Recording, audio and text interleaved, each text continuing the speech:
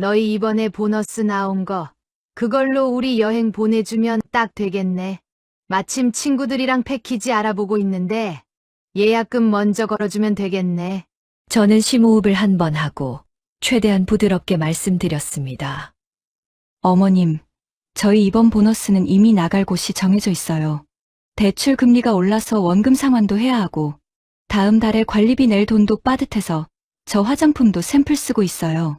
여행 가고 싶으신 마음은 이해하지만 지금 당장 저희 형편으로는 이건 좀 힘들 것 같아요.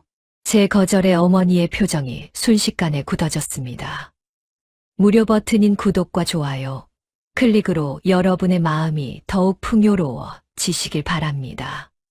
사람 인연이라는 게 참 묘합니다. 처음 만났을 때의 그 설렘과 안도감이 나중에는 독이 되어 돌아올 줄 누가 알았겠습니까? 남편과 연애를 끝내고 결혼 준비를 시작했을 때 저는 제가 세상에서 가장 운 좋은 며느리가 될 줄 알았습니다. 주변에서 들려오는 고부 갈등 이야기는 그저 먼 나라 이야기인 줄로만 알았지요. 저희 시부모님 첫인상이 정말 좋으셨습니다. 상견례 자리에서도 긴장한 저를 배려해 주시느라 끊임없이 말을 걸어주시고 분위기를 화기애애하게 만들어 주셨습니다. 특히 시어머니께서는 제 손을 따뜻하게 잡으시며 이렇게 말씀하셨습니다. 나는 아들만 둘이라 늘 딸이 그리웠단다. 이제 내가 우리 집에 오니 정말 예쁜 딸이 하나 생긴 것 같아서 마음이 든든하구나. 우리 고부 사이 말고 정말 엄마랑 딸처럼 지내자. 그 말씀이 얼마나 따뜻하게 들렸는지 모릅니다. 결혼 준비 과정에서도 흔한 잡음 하나 없었습니다. 예단이나 예물 문제로 얼굴 붉히는 일도 없었고 오히려 저희를 세심하게 챙겨주시는 모습에 저는 깊이 감동했습니다. 시어머니 성품이 참 좋으시니 너만 잘하면 되겠다. 친정엄마도 이렇게 말씀하시며 안심하셨을 정도였으니까요. 결혼 전 주말이면 시댁에 들러 함께 식사를 하곤 했습니다. 우리 며느리 온다고 시장 봐왔다. 그때마다 시어머니는 제가 좋아하는 반찬을 한가득 차려놓으시며 반겨주셨습니다. 식탁에 둘러앉아 나누는 대화는 늘 즐거웠습니다. 시아버님은 허허 웃으며 덕담을 건네셨고 시어머니는 남편의 어린 시절 장난기 가득했던 에피소드들을 들려주시며 웃음꽃을 피우셨습니다. 그 당시 제가 느꼈던 감정은 완벽한 안도감이었습니다. 아, 이분들과 함께라면 정말 행복한 가정을 꾸릴 수 있겠구나. 내가 부모님 한 분을 더 얻었구나 하는 생각뿐이었습니다. 남편도 그런 저를 보며 무척 뿌듯해했습니다. 본인의 부모님이 제게 잘해주시는 것이 곧 본인의 기쁨인 양. 제 손을 잡으며 고맙다는 말을 연신 내뱉곤 했습니다. 하지만 지금 돌이켜보면 그 화기애애한 분위기는 마치 폭풍 전야의 고요함 같았습니다. 그저 좋은 게 좋은 거라는 생각에 저를 딸처럼 대해주신다는 그 달콤한 말에 취해 있었던 것이지요. 본격적인 결혼 생활이 시작되기도 전 저는 이미 이 가족의 일원이 된 것을 진심으로 감사하며 살았습니다. 우리 며느리가 최고다. 명절이나 생신 때 정성을 다해 챙겨드리면 시어머니는 칭찬을 아끼지 않으셨습니다. 그 칭찬이 나중에 어떤 굴레가 되어 저를 옥죄게 될지 그때의 저는 꿈에도 몰랐습니다. 세상에 공짜는 없다는 말, 그리고 사람 속은 끝까지 가봐야 안다는 옛말이 하나 틀린 게 없다는 것을 깨닫기까지는 그리 오랜 시간이 걸리지 않았습니다. 처음에 그 눈부셨던 환상이 조금씩 금이 가기 시작한 것은 아주 사소한 대화에서부터였습니다. 평소처럼 웃고 떠드는 식사 자리에서 은근히 섞여 나오던 다른 집 자식들의 이야기, 그리고 그 속에 담긴 묘한 뉘앙스들이 저희 부부의 평화를 흔드는 서막이었습니다. 어머니는 늘 말씀하셨습니다. 본인은 자식들에게 짐이 되기 싫다고. 그저 너희 둘이 행복하게 사는 게 효도라고요. 저는 그 말을 액면 그대로 믿었습니다. 그 행복의 기준이 어머니의 만족과 직결되어 있다는 사실을 알았을 때, 저는 이미 깊은 수렁에 빠진 기분이었습니다. 진심으로 아껴주시는 줄 알았던 그 마음이 사실은 자신들의 노후를 위해 잘 길들여진 효자, 효부를 만드는 과정이었다는 것을 깨닫는 순간의 배신감은 이루 말할 수 없었습니다. 첫 단추가 너무도 잘 끼워졌기에 잘못 끼워진 줄도 모르고 끝까지 가버린 것입니다. 이제 와서 그 단추를 다시 풀려니 옷감이 다 찢어질 지경이 되어버린 것이지요.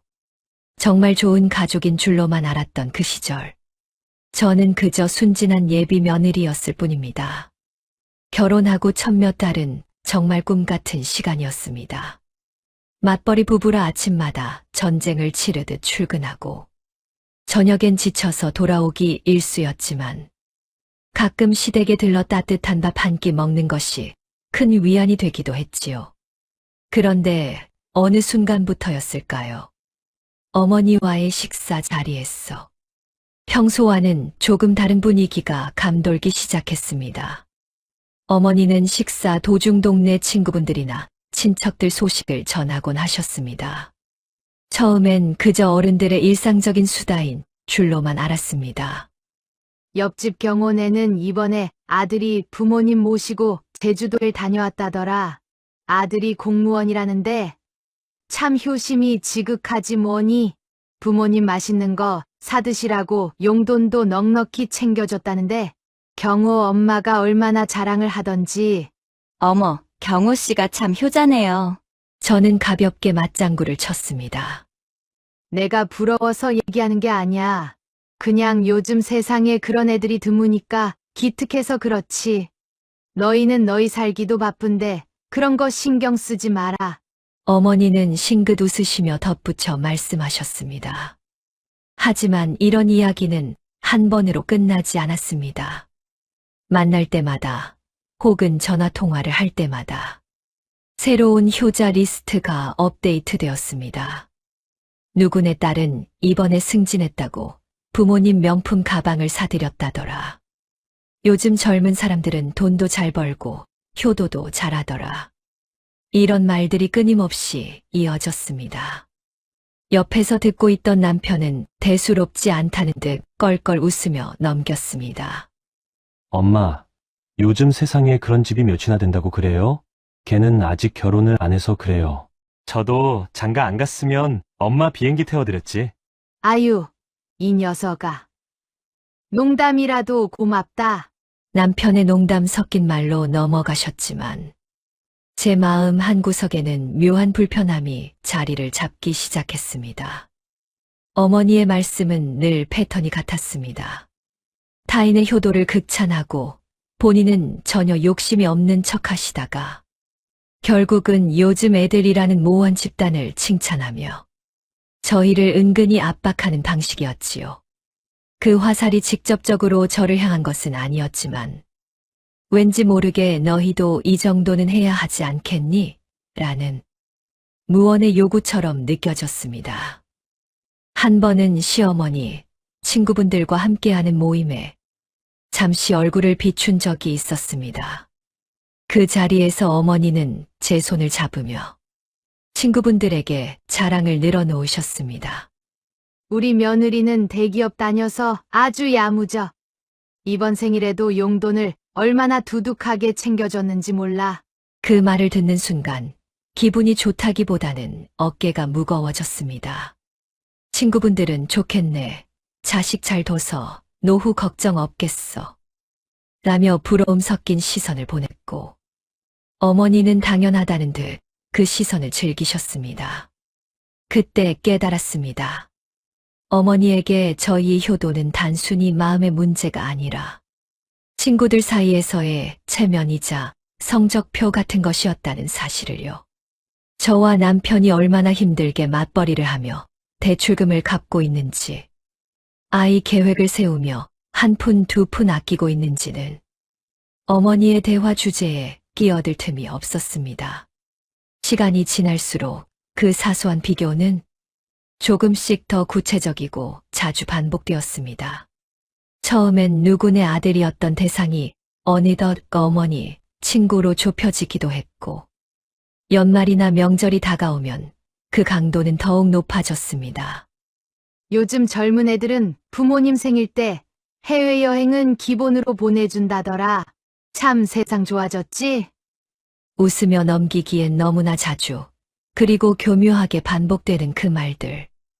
남편은 여전히 눈치가 없는 건지, 아니면 모르는 척하고 싶은 건지 별 반응이 없었지만, 저는 직감적으로 느끼고 있었습니다. 결혼하고 1년, 2년 시간이 흐르면서 저희 부부의 삶도 어느 정도 자리를 잡아갔습니다. 맞벌이 생활은 고단했지만 차곡차곡 쌓이는 적금 통장을 보며 위안을 삼았지요. 저희는 시부모님께 매달 정해진 용돈을 꼬박꼬박 드렸고, 명절이나 생신, 어버이날 같은 기념일에는 평소보다 더 두둑하게 마음을 표현했습니다. 너희 살기도 바쁜데 뭘 이런 걸 자꾸 주니? 라며 미안해 하셨습니다. 하지만 그 미안함은 유통기한이 참 짧더군요. 시간이 흐를수록 저희가 드리는 정성은 어느덧 당연한 권리가 되어버렸습니다. 감사의 인사는 짧아졌고, 대신 그 자리를 채운 것은 더 큰 기대와 비교 섞인 푸념이었습니다. 작은 집 애들은 이번에 부모님 모시고 일본 온천 여행을 다녀왔다더라. 사진을 보여주는데 엄청 좋아 보이더라. 어느 날 저녁 식사 자리에서 어머니가 툭 던지신 말씀입니다. 예전 같으면 그냥 흘려들었겠지만, 이제는 그 말 뒤에 숨은 가시가 선명하게 보였습니다. 저희가 매달 드리는 용돈으로 생활하시는 분들이 정작 그 돈에 대한 고마움보다는 남들만큼 못 해주는 자식에 대한 아쉬움을 토로하시는 것이지요. 어머니의 대화법은 참 교묘했습니다. 직접적으로 나도 여행 보내달라고 말씀하시지는 않지만 주변 사람들의 사례를 들어 저희를 은근히 압박하셨습니다. 누구네 며느리는 이번에 보너스 탔다고? 시어머니 모시고 백화점 가서 옷 한 벌 해드렸다는데 참 부럽기도 하고 대견하기도 하고 그렇더라. 그 말씀을 듣고 있자니 제 마음 한구석이 서늘해졌습니다. 저희 부부는 내 집 마련을 위해 대출금을 갚느라 화장품 하나도 벌벌 떨며 사고 점심값 아끼려 도시락까지 싸들고 다니는 처지였습니다.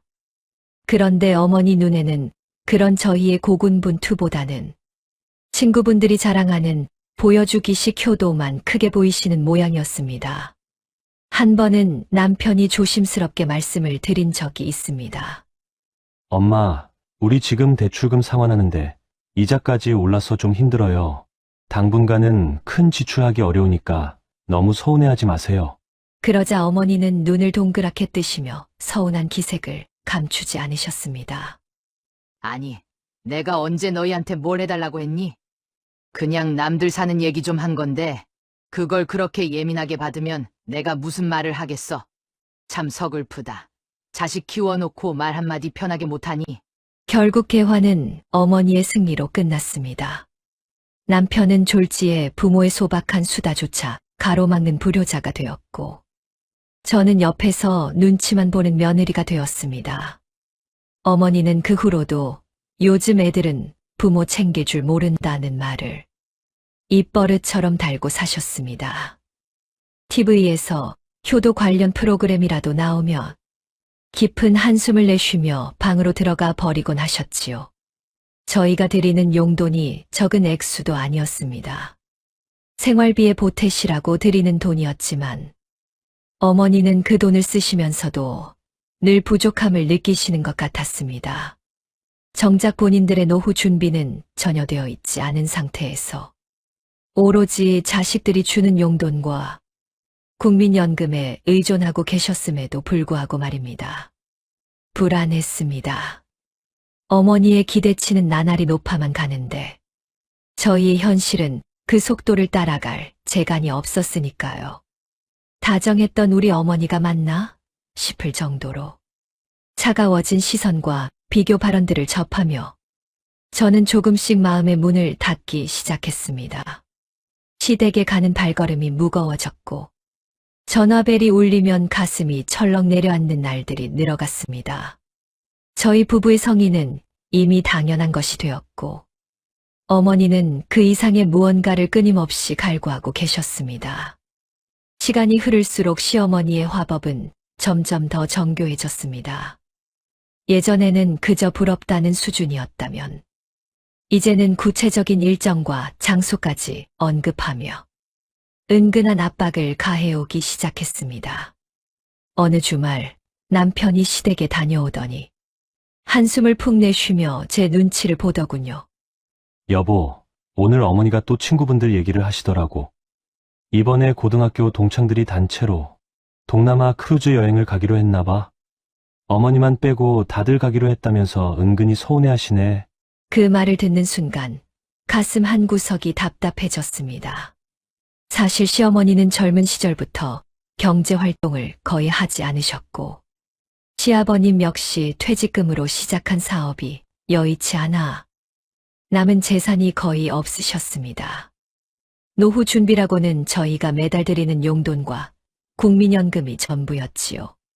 그런 형편의 크루즈 여행이라니 현실적으로 말이 안 되는 소리였습니다. 어머니 마음은 이해하지만 당장 우리 형편의 여행비를 어떻게 마련해. 이번 달에 자동차 보험료도 내야 하고 대출 원금 상환액도 늘었잖아. 제 말에 남편도 고개를 끄덕였습니다. 하지만 어머니는 포기하지 않으셨습니다. 며칠 뒤 제가 안부 전화를 드리자 기다렸다는 듯이 또 여행 이야기를 꺼내셨습니다. 큰집 애들은 이번에 부모님 칠순이라고 유럽 패키지를 예약했다더라. 비행기 표값만 해도 어마어마할 텐데 참 자식들이 능력이 좋으니 부모가 호강이지 뭐니. 나는 뭐 그런 것까지는 바라지도 않는다. 그냥 가까운 데라도 친구들이랑 같이 갈 수만 있으면 소원이 없겠어. 어머니는 늘 이런 식이었습니다. 바라지도 않는다고 말씀하시면서도 그 뒤에는 반드시 소원이 없겠다는 강한 염원을 덧붙이셨습니다. 처음에는 저도 그저 어머니의 소박한 꿈이려니 하며 웃으며 넘겼습니다. 어머니, 저희가 나중에 돈 많이 벌면 꼭 보내드릴게요. 라고 예의상 대답하곤 했지요. 그런데 그 나중에라는 말이 어머니에게는 조만간으로 들렸던 모양입니다. 어머니는 제 대답을 기점으로 아예 여행 팸플릿을 모으기 시작하셨습니다. 거실 탁자 위에 놓인 화려한 해외여행 책자들을 보며 저는 모르는 척 차를 마셨지만 등 뒤로 느껴지는 시선이 따가웠습니다. 요즘은 60대도 청춘이라는데 다들 이렇게 돌아다닐 때 안 다니면 나중에 다리 떨려서 못 간다더라. 너희도 젊을 때 부지런히 다녀라. 우리야 뭐 이제 기회나 있겠니? 그 말 속에는 우리가 못 가는 것, 너희 탓이라는 뉘앙스가 짙게 깔려 있었습니다. 며느리인 저도 공감하며 웃어드리긴 했지만 속으로는 점점 불안함이 엄습했습니다. 남편도 중간에서 곤란해했습니다. 어머니가 직접적으로 돈을 요구하시는 건 아니니 딱 잘라 거절하기도 애매하고 그렇다고 들어드리기엔 저희 형편이 너무 빡빡했으니까요. 저희 부부는 맞벌이를 하지만 서울 하늘 아래 내 집 하나 마련하기 위해 숨 가쁘게 달리고 있는 처지였습니다. 외식 한 번 마음 편히 못하고 옷 한 벌 사는 것도 몇 번을 고민하는 저희의 일상은 어머니의 안중에도 없는 듯 했습니다. 어머니의 대화 속에서 해외여행은 어느덧 하나의 상징이 되었습니다. 그것은 친구들 사이에서의 자존심이었고 자식 농사를 잘 지었다는 증명서 같은 것이었지요. 하지만 그 증명서의 비용을 오롯이 저희가 짊어져야 한다는 사실에는 변함이 없었습니다. 웃으며 넘겼던 그 수많은 말들이 화살이 되어 돌아오고 있었습니다. 요즘 애들은 참 대단해라는 칭찬 뒤에 숨겨진 너희는 왜 이것밖에 못하니라는 질책을 저는 애써 외면하며 하루하루를 버텼습니다. 하지만 그 침묵의 합의는 오래가지 못했습니다. 명절을 앞두고 시댁에 모였을 때 집안 분위기는 평소와 달랐습니다. 시어머니께서는 유난히 기분이 좋아 보이셨고 식사 자리에서도 웃음이 끊이지 않으셨지요. 하지만 그 웃음 끝에 걸려있는 말들은 제 가슴을 서늘하게 만들었습니다. 너희 이번에 보너스 나왔다며? 정수가 그러더구나. 이번엔 회사 실적이 좋아서 꽤 두둑하게 나왔다고. 어머니의 갑작스러운 질문에 저는 숟가락을 멈칫했습니다. 남편이 퇴근길에 어머니와의 통화에 가볍게 흘린 소리가 어머니 귀에는 황금알을 낳는 거위 소리로 들렸던 모양입니다. 제가 대답을 망설이자 어머니는 자연스럽게 말을 이어가셨습니다. 우리도 이제 좀 누리고 살아야 하지 않겠니? 평생 너희 키우느라 해외여행 한번 제대로 못 가보고 살았는데 이제는 친구들이랑 같이 여행 한번 가보고 싶구나. 우리도 기회가 있을 때 가야지. 더 늙으면 비행기 타는 것도 힘들다더라. 어머니는 너무나 당당하게 말씀을 이어가셨습니다. 너희 이번에 보너스 나온 거 그걸로 우리 여행 보내주면 딱 되겠네. 마침 친구들이랑 패키지 알아보고 있는데 예약금 먼저 걸어주면 되겠네. 저는 심호흡을 한 번 하고 최대한 부드럽게 말씀드렸습니다. 어머님, 저희 이번 보너스는 이미 나갈 곳이 정해져 있어요. 대출 금리가 올라서 원금 상환도 해야 하고 다음 달에 관리비 낼 돈도 빠듯해서 저는 화장품도 샘플 쓰고 있어요. 여행 가고 싶으신 마음은 이해하지만 지금 당장 저희 형편으로는 이건 좀 힘들 것 같아요. 제 거절에 어머니의 표정이 순식간에 굳어졌습니다. 다정하던 목소리는 간데없고 차가운 냉기가 식탁을 덮었지요. 너희 맞벌이 하잖아. 젊을 때 벌어서 효도하는 거지.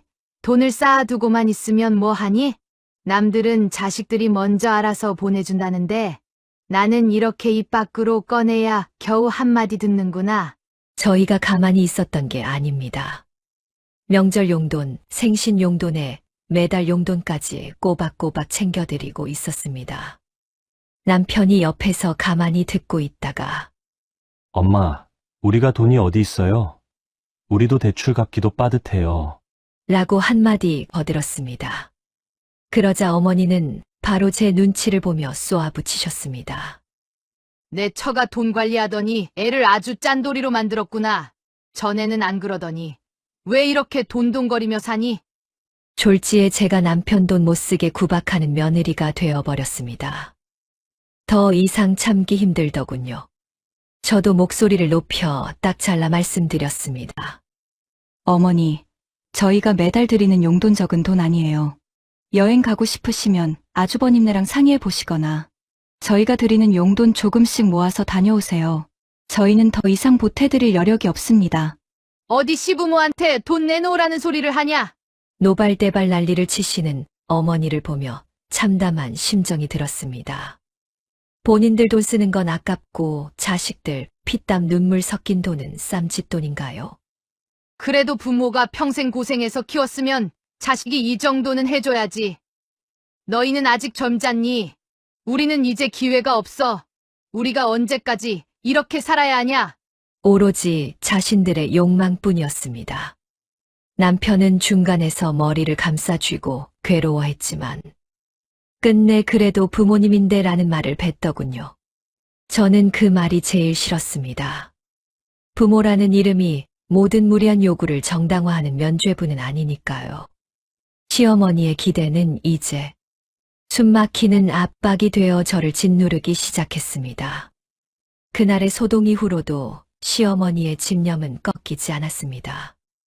아니, 오히려 더 구체적이고 치밀해졌습니다. 어느 날 시아버님까지 합세하여 저희를 호출하셨을 때 거실 탁자 위에는 이미 일정표와 함께 여행사 견적서가 놓여 있더군요. 친구분들과 이미 계획을 다 짜놓으셨던 겁니다. 너희가 정 형편이 안 된다면 우리가 좀 양보하마. 유럽은 비행 시간이 길어 힘들 것 같고 대신 이번에 동남아 풀빌라로 5박 6일 다녀오기로 했다. 너희 형편에 그 정도는 해줄 수 있지? 부탁이 아니었습니다.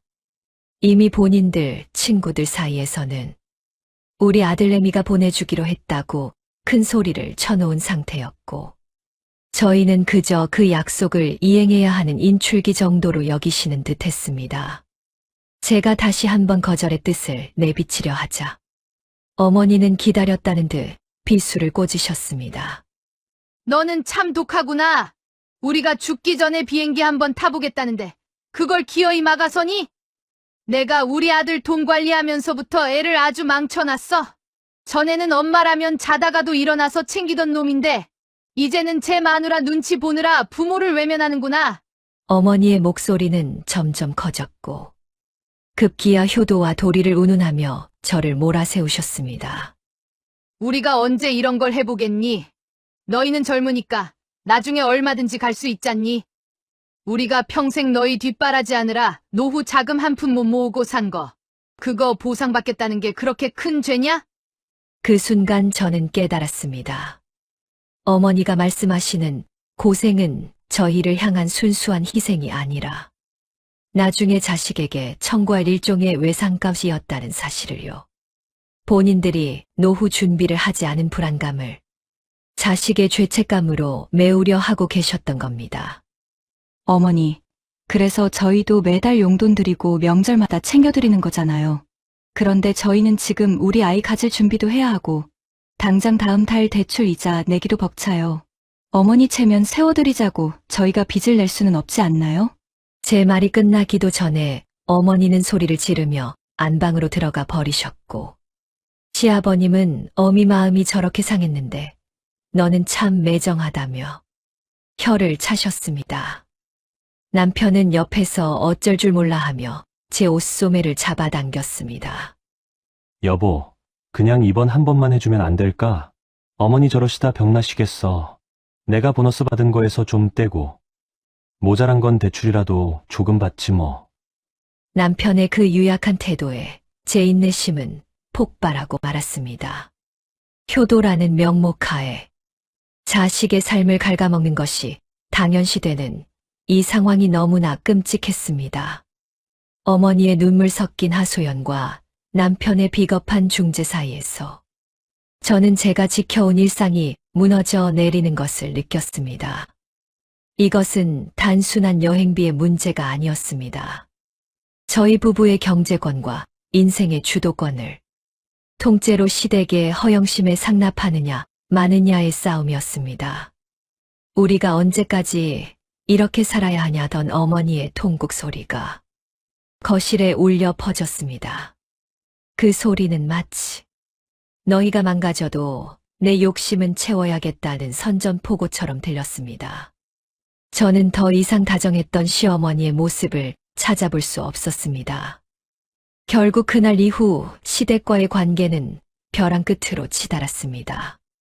시어머니는 식음을 전폐하시다시피 하며 아들인 제 남편에게 시시때때로 전화를 걸어 하소연을 쏟아부으셨지요.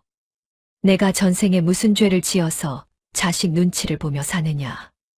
친구들은 다 떠나는데 나만 방구석에 처박혀 신세 타령이나 하고 있다는 비수 같은 말들이 남편의 휴대전화 너머로 매일같이 흘러나왔습니다.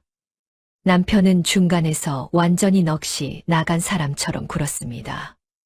시댁 전화벨만 울려도 몸을 움찔거리고 저와 눈을 마주치는 것조차 피하며 한숨만 내쉬었지요. 급기야 남편은 제게 말도 없이 비상금으로 모아둔 돈을 어머니 여행비로 보태드리려다 제게 들키고 말았습니다. 여보, 어머니가 우울증 걸리실 것 같아. 이번 한 번만 눈 딱 감고 보내드리면 다시는 이런 소리 안 하시겠다고 약속하셨어. 내가 더 열심히 일해서 메울게. 응? 그 말을 듣는 순간 제 가슴 속에 남아있던 마지막 신뢰마저 와르르 무너져 내렸습니다. 이번 한 번만, 아니요. 한 번 물꼬를 터준 욕망은 절대 멈추지 않는 법입니다. 동남아를 다녀오시면 다음엔 유럽일 것이고 그 다음엔 더 비싼 명품이나 용돈 증액을 요구하실 게 뻔했습니다. 노후 준비도 안 된 분들이 자식의 미래를 담보로 현재의 유흥을 즐기겠다는 태도. 그리고 부모의 억지에 휘둘려 가장으로서의 중심을 잡지 못하는 남편의 유약함에 진저리가 났습니다. 저는 그날 밤 짐을 쌌습니다. 남편에게는 차분하지만 단호하게 제 결론을 말했지요. 당신이 어머니께 그 돈을 드리는 순간 우리 부부의 신뢰는 끝이야. 그건 효도가 아니라 우리 미래를 갉아먹는 거야. 어머니가 그렇게 원하시는 자랑스러운 아들 노릇 계속하고 싶으면 그냥 어머니랑 같이 살아. 나는 내 인생을 당신 부모님 허영심 채워주는 도구로 쓰게 내버려 두지 않을 거야. 시어머니는 제가 집을 나갔다는 소식에 오히려 며느리가 시부모를 협박한다며 동네방네 떠들고 다니셨다고 합니다. 하지만 저는 흔들리지 않았습니다. 오히려 그 소동 덕분에 주변 사람들도 시어머니의 본 모습을 알게 되었지요. 자식 대출금 갚기도 힘든데 해외여행 보내달라고 생떼를 쓴다더라는 소문이 퍼지자 어머니가 그렇게 소중히 여기시던 체면에 금이 가기 시작했습니다. 결국 남편은 제가 내민 이혼 서류와 어머니의 막무가내 요구 사이에서 뒤늦게 정신을 차렸습니다. 남편은 시댁으로 가서 매달 드리던 용돈을 절반으로 줄이겠다고 선언했습니다. 어머니가 여행 갈 기력이 있으신 걸 보니 아직 여유가 있으신 모양이니 앞으로는 이 돈으로 여행비를 모으시든 생활을 하시든 알아서 하시라고 못을 박았지요. 시어머니는 대성통곡하며 난리를 치셨지만 이번엔 남편도 단호했습니다. 이제 시어머니는 친구분들에게 여행 자랑은커녕 아들이 용돈을 깎았다는 사실을 숨기느라 전전긍긍하며 지내고 계십니다. 저는 이제야 평화를 찾았습니다.